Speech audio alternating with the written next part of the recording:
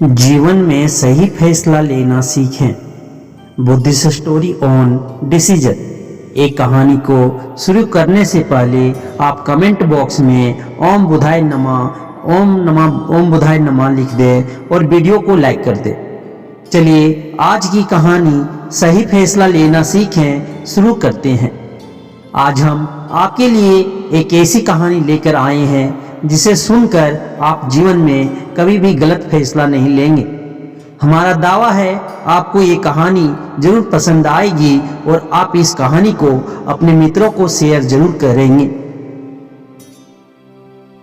बहुत समय पहले की बात है, एक छोटे से राज्य में एक बौद्ध भिक्षु रहा करते थे।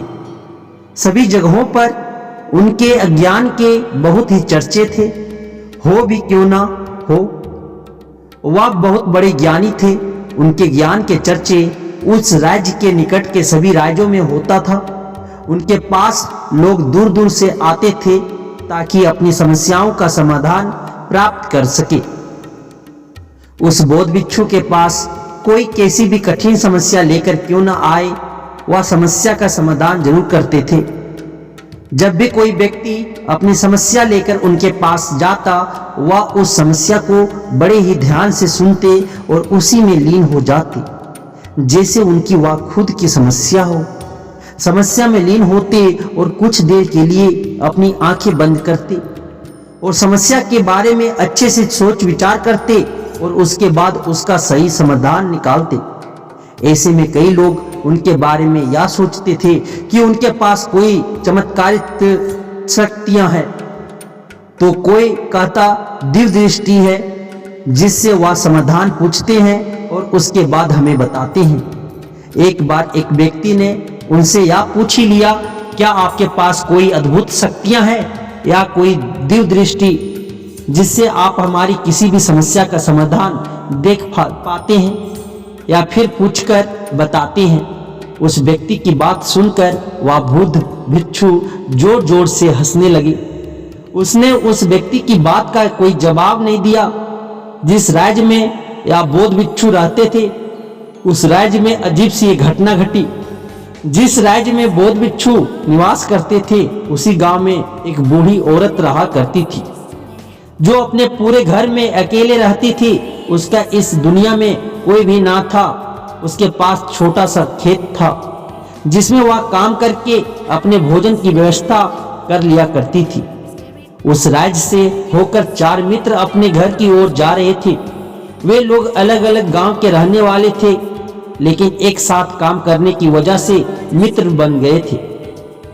वे लोग एक साल से दूसरे गांव में काम करके पैसे इकट्ठा करके अब अपने घर जा रहे थे। यह बात बहुत पुराने जमाने की है, जब कार, बसें या रिक्शा नहीं हुआ करते थे, जब लोग पैदल ही यात्रा करते थे। इसलिए वे चारों मित्र पैदल ही यात्रा कर रहे थे। वे चारों मित्र अपने अपने धन को इकट्ठा कर अपने गांव की ओर जा रहे थे। उन चारों ने अपना अपना धन अलग अलग एक पोटली में रखा था। उस पोटली में उन सबकी सारी कमाई थी। तभी उन चारों मित्रों में से एक मित्र कहता है, मित्रों, इस तरह हम अपना धन अलग अलग रखेंगे तो चोरी हो सकता है। क्यों ना हम अपना धन एक ही पोटली में रखें, जिससे हम सभी ध्यान दे सकेंगे और हमारा धन सुरक्षित रहेगा। और जब हम अपने गांव नजदीक होकर अलग होंगे तो वहां पर हम अपना अपना हिस्सा अलग अलग कर लेंगे। उस तीनों मित्र ने उस युवक की बात मान ली और वे सभी मिलकर अपना धन एक ही पोटली में रख देते हैं और वे सभी मिलकर अपने गांव की ओर आगे बढ़ते हैं। चलते चलते काफी समय बीत चुका था और अब रात होने वाली थी। तभी आगे बढ़ते हुए उन्हें एक घर दिखाई दिया, जहां वही अकेली बूढ़ी औरत रह रही थी। रात्रि का समय भी हो चुका था और इन चारों मित्रों को ठहरने के लिए कोई जगह चाहिए थी। इस पर वे चारों मिलकर योजना बनाई कि वे इसी घर में रात बिताएंगे। उन चारों लोगों ने उस घर की ओर बढ़ते हुए दरवाजा खटखटाया। तब वह बूढ़ी औरत ने दरवाजा खोला और उन मित्रों में से एक ने हाथ जोड़कर कहा, माता जी, हम अपने गांव की ओर जा रहे हैं। लेकिन रात हो गई है और हम इतनी रात में सफर नहीं कर सकते। हमारी आपसे विनती है कि आप हमें एक रात यहाँ ठहरने की अनुमति दें। सुबह होते ही हम चलेंगे। बहुत सोच विचार करने के बाद बूढ़ी औरत कहती है, तुम सभी आज रात के लिए यहाँ पर रुक सकते हो। बूढ़ी औरत ने सबके लिए खाना बनाया और उन्हें पेट भरकर खिला दिया। इसके बाद उन मित्रों ने धन की पोटली उस बूढ़ी औरत के हाथ में थमा दी और कहा, माता जी, इस पोटली में हमारी साल भर की कमाई है। हमने अब तक सब धन इसमें रखा है और अब हम इसे आपको सौंप रहे हैं, क्योंकि यह चारों से अधिक आपके पास सुरक्षित रहेगा। हम बस इतना चाहते हैं कि यदि हम चारों में से कोई एक व्यक्ति लेने आए तो आप इस पोटली को मत देना, जब तक हम चारों एक साथ लेने ना आए। तब वह बूढ़ी औरत कहती है, ठीक है बेटा, जब तुम चारों एक साथ मेरे पास इस पोटली को लेने आओगे तभी इस पोटली को मैं दूंगी। वह धन की पोटली उस बूढ़ी औरत को देकर चारों मित्र बेफिक्र हो जाते हैं कि अब उसका धन सुरक्षित है और वे लोग खाना खा गहरी नींद में सो जाते हैं। अगली सुबह जब वह चारों उठते हैं तो सभी लोग अपनी आगे की यात्रा के लिए तैयारियां शुरू करते हैं। उन चारों दोस्तों में से एक दोस्त थोड़ा सा बदमाश था।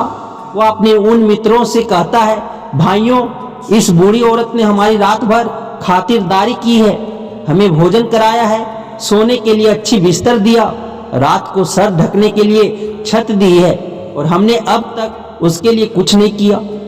वह बूढ़ी औरत अकेले ही खेतों में काम कर रही है। क्या हम सभी यहाँ से जाने से पहले बूढ़ी औरत की मदद नहीं कर सकते? उस बदमाश दोस्त ने मन ही मन यह योजना बना ली थी कि वह किसी तरह से भी उस बुढ़िया से पोटली हासिल करके ही रहेगा।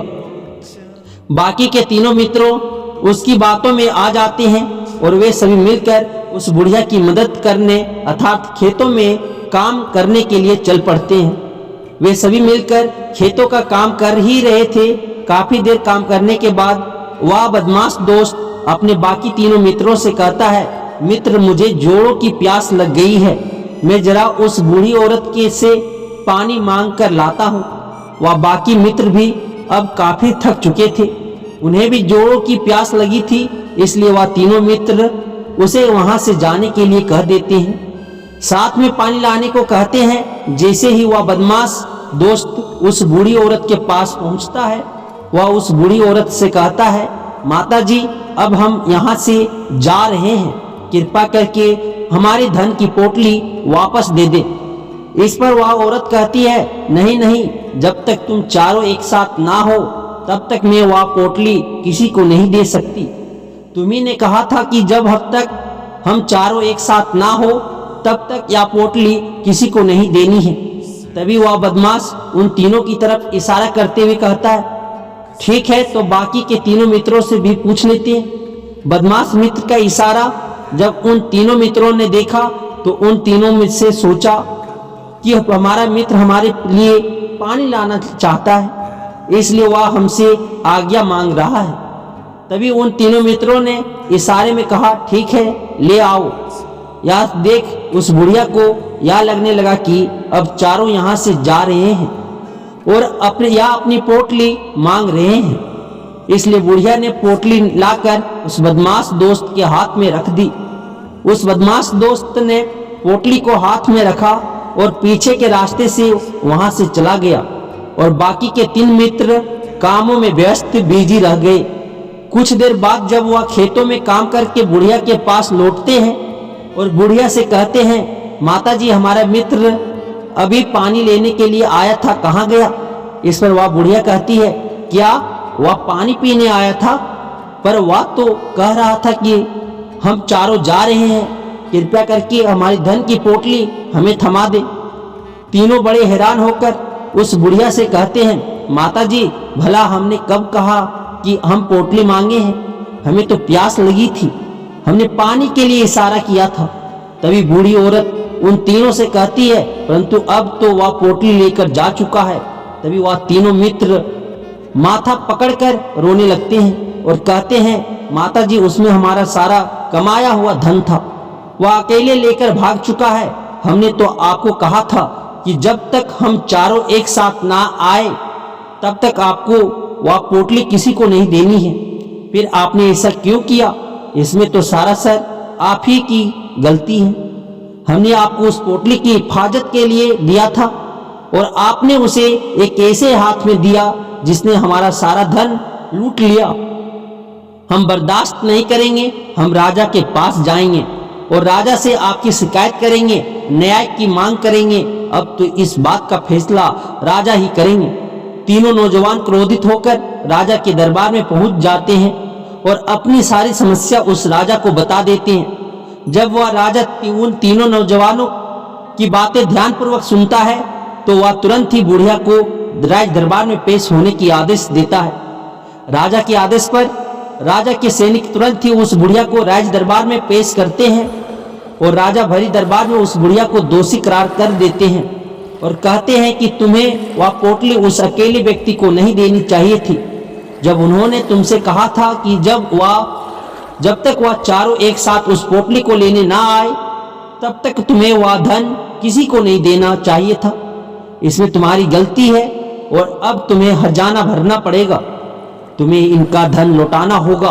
राजा का यह आदेश सुनकर बूढ़ी औरत फुट फुट कर रोने लगती है और राजा ने मदद की गुहार लगाती है और कहती है, हे राजन, मैं तो एक बूढ़ी औरत हूँ और मेरे पास इतना धन नहीं है और ना ही मेरे घर में कोई ऐसा नहीं है जो धन कमाता हो।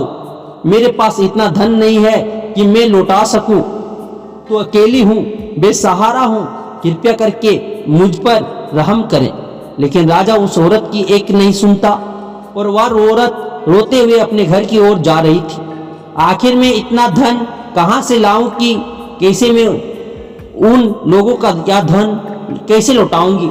मेरे पास इतना धन नहीं है। मैं क्या करूं, कैसे करूं, कहाँ से लाऊं इतना धन? अगर मैंने उनका धन नहीं लौटाया तो राजा मुझे मार डालेगा। इसमें मेरी भी गलती है। जब उन चारों ने मिलकर कहा था जब हम चारों एक साथ ना हो तो तब तक वह पोटली किसी को नहीं थमानी है। फिर भी मैंने वह पोटली केवल एक व्यक्ति को थमा दी। गलती तो इसमें मेरी ही है। यह सारी बातें सोचते सोचते अपने घर की ओर जा रही थी।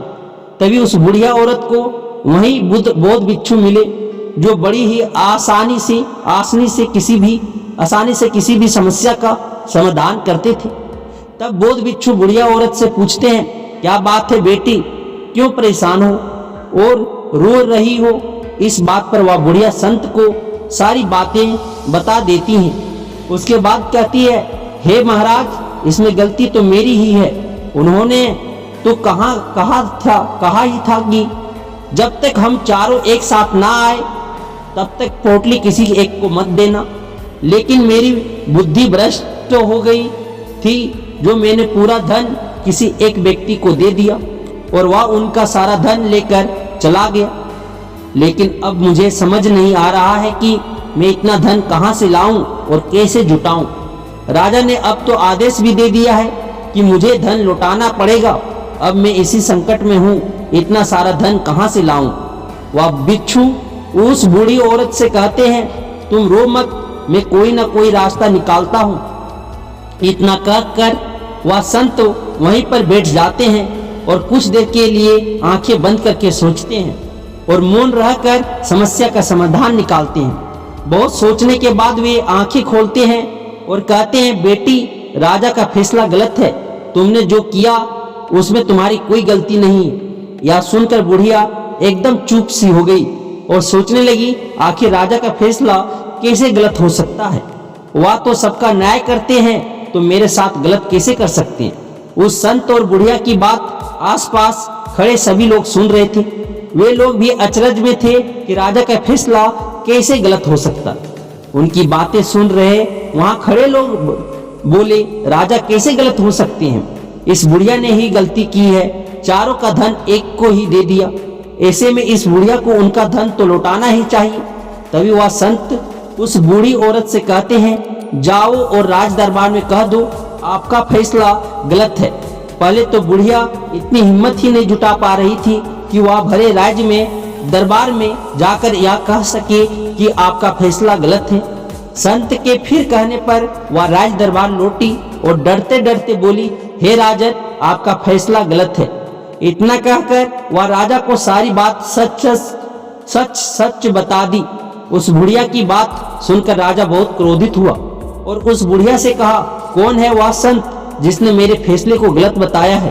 क्या उन्हें लगता मैंने सही निर्णय नहीं लिया है? मैं प्रतिदिन कई निर्णय लेता हूँ, लेकिन आज तक किसी ने नहीं कहा कि मेरा फैसला गलत है। आगे राजा ने कहा, ठीक है, फिर उस संत को बुलाओ और उन्हें न्याय करने देते हैं। अगर उस संत ने सही फैसला नहीं सुनाया तो मैं उन्हें फांसी की सजा दे दूंगा। राजा ने तुरंत ही अपने सैनिकों को आदेश दिया, जाओ उस संत को लेकर आओ। यह बात सारे नगर में फैल गई है। सभी यह जानने को उत्सुक थे कि आखिर वह संत कौन है जिसने राजा को कहा है कि उनका फैसला गलत है और अब वे खुद इसका न्याय करने आ रहे हैं। वे सैनिक कुछ देर बाद उस संत को लेकर राज दरबार पहुंचे। राज दरबार में सभी लोग उपस्थित थे। उन संत को देखकर राजा कहते हैं, महाराज, आपको ऐसा क्यों लगता है? मैंने जो फैसला सुनाया वह गलत है। इस बुढ़िया ने यह वादा किया था कि वह चारों लोगों की उपस्थिति में ही धन की पोटली देगी, लेकिन इसने सिर्फ एक ही व्यक्ति को धन की पोटली थमा दी। इसने अपना वादा तोड़ा है। इसे एक व्यक्ति को धन नहीं देना चाहिए था, अब इसे बाकियों का धन लौटाना पड़ेगा। वह उनका सारा धन लेकर भाग गया तो इसमें इसकी गलती हुई ना। अब इस बूढ़ी औरत को ही बाकियों का धन लौटाना पड़ेगा, तो मेरा फैसला गलत कैसे हुआ? इसके बाद बोध भिक्षु बड़ी विनम्रता से कहते हैं, हे राजन, यह आपका फैसला था, लेकिन मैं आपसे कुछ कहना चाहता हूँ। इस पर राजा कहता है, ठीक है, कहिए, आप क्या कहना चाहते हैं? तब वह साधु बड़ी विनम्रता से कहता है, राजन, जैसा कि वादा किया गया था कि पोटली इन चारों मित्रों की उपस्थिति में ही दी जाएगी, और अभी ये यहाँ केवल 3 ही मौजूद हैं, चौथा कहाँ है? इनसे कहिए ये तीनों अपने चौथे मित्र को वापस लाएं, तभी इनका धन वापस किया जाएगा। वादा भी वैसा ही किया गया था, जब तक चारों एक साथ ना हो तब तक धन वापस नहीं करना है। अगर यह बूढ़ी औरत धन लौटा देती है तो अपना वादा तोड़ देगी। यह भी तो सही नहीं है। यदि आप चाहते हैं इनका धन वापस लौटाया जाए तो इनसे कहिए पहले जाए और अपने मित्र को वापस लाए। उस राज दरबार में बैठ सभी लोग इस फैसले को सुनकर बहुत ही खुश हुए। संत ही की हाँ में हाँ मिलाने लगे। सभी उस संत की समझदारी की तारीफ भी की। राजा तुरंत ही उस संत के सामने सर झुका लेता है और हाथ जोड़कर कहता है, हे महाराज, आपका यह फैसला इतना सही कैसे हो सकता है? आखिर यह बात मेरे दिमाग में आया क्यों नहीं? मैंने इस बात को लेकर इस तरह सोचा क्यों नहीं? तभी वह साधु उस राजा से कहते हैं, हे राजन, आपके पास और भी कई काम होते हैं। आप दिन भर बिजी रहते हैं और आपको जल्दबाजी में फैसला लेने पड़ते हैं। आपने इस मामले को सुना समझा, लेकिन इसे देखने में आप गलती कर गए। इसे आपने ऊपरी तौर पर देखा, आपने इसकी गहराई तक जानने का प्रयास नहीं किया। यदि आपने इस मामले को गहराई को देखा होता, समझा होता, तो आप भी इस नतीजे पर आते। जब तक किसी मामले की गहराई तक नहीं जाते, तब तक हम उसका सही समाधान नहीं निकाल सकते। हम में अधिकांश लोग तो अपने फैसले केवल जल्दबाजी में लेना चाहते हैं, भले ही वह मामला कितना भी गंभीर क्यों ना हो। हमें तो बस अपना हक चाहिए, हमारा नाम होना चाहिए, भले ही वह फैसला हमारे लिए नुकसानदायक क्यों ना हो। लेकिन हमें तो उससे मामले की गहराई तक जाने के लिए सोचते तक। तभी वह राजा उस संत से कहता है, हे महाराज, क्या आपके पास कोई दिव्य शक्तियां हैं? क्या आपके पास कोई ऐसी चमत्कारी शक्तियां हैं जिससे आप सवाल करते हैं और वह आपको उसका समाधान बताती है, जिसके कारण आप सही फैसला ले पाते हैं? इस बात पर मुस्कुराते हुए कहते हैं, हे राजन, यह सवाल हमसे अब तक कई लोगों ने पूछा है और हमने किसी को आज तक उत्तर नहीं दिया है, लेकिन आप हमारे राज्य के राजा हैं, इसलिए मैं आपको इस प्रश्न का उत्तर देता हूँ। मेरे पास कोई भी ऐसी दिव्य या चमत्कारी शक्तियाँ नहीं है मैं हर बात को केवल गहराई तक सोचता हूँ और विचार करता हूँ, और जब मैं विचार करता हूँ तब मेरे सामने कई सारे समाधान आते हैं। फिर मैं उन समाधानों पर कई बार विचार करता हूँ, तब मैं दूसरों को समाधान देता हूँ, क्योंकि किसी एक इंसान का लिया हुआ गलत फैसला किसी इंसान का जीवन बर्बाद कर सकता है। एक लिया गया फैसला सही हुआ तो जीवन अच्छा हो सकता है, और एक गलत फैसला जीवन को नर्क बना सकता है। इसलिए फैसले छोटे हो या बड़े, हमें मौन रहकर समझदारी से लेनी चाहिए। अगर आप मौन रहकर किसी फैसला पर विचार करते हैं तो एक सही समाधान निकलकर सामने आता है। इस कहानी से हमें यह सीखने को मिलता है कि सही फैसला लेने की क्षमता हमारे जीवन में सफलता हासिल करने के लिए जरूरी है। हम सभी के जिंदगी में कई बार मुश्किल से मुश्किल घड़ी आती है, तो कभी हमें बड़े फैसले लेने होते हैं। उस समय हमें पता नहीं होता है कि यह फैसला हमारे जीवन पर कैसा प्रभाव डालेगा, हमारे जीवन में खुशियां लाएगा या मुसीबत। कई बार तो ऐसा भी होता है कि हम समझ ही नहीं पाते हैं कि क्या निर्णय ले जो उचित होगा, लेकिन एक सही फैसला या निर्णय हमारी जिंदगी सुखमय बना सकती है, और एक गलत फैसला हमारे जीवन को नर्क बना सकती है। ऐसे में सही फैसला लेने की क्षमता हमारे जीवन में सफलता हासिल करने के लिए जरूरी है। उम्मीद करते हैं आपको हमारी कहानी समझ आई होगी, पसंद आई होगी। इस वीडियो के अंत तक बने रहने के लिए आपको दिल से शुक्रिया, धन्यवाद।